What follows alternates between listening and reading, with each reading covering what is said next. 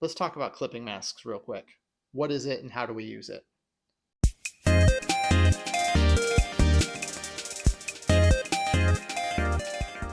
Clipping masks are great. They're really simple and they can help you improve your artwork, adding depth and texture and really bring them to life.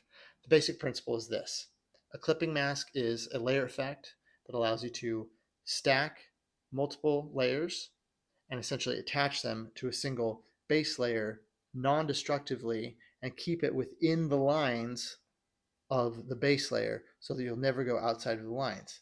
So a visual representation of this is this here. So I took the shadow line and the texture line and put them on top. Let's see this in action here. Let me turn that off.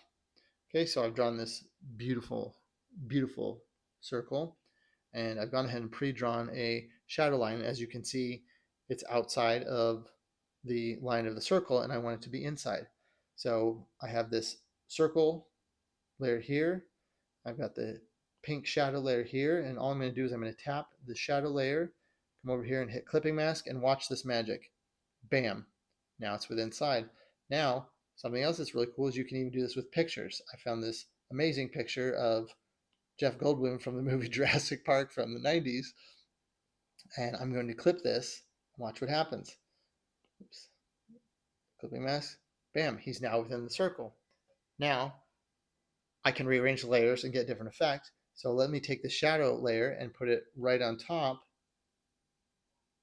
And so I've got some of that pink glow.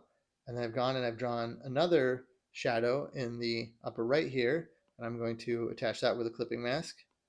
And bam, there we go. Jeff Goldblum in a circle. Who'd have thought? That's clipping mask in a nutshell. I hope you enjoyed this tutorial. And if you have any questions, comments, concerns, or just want to say hi, leave a comment below. Keep drawing.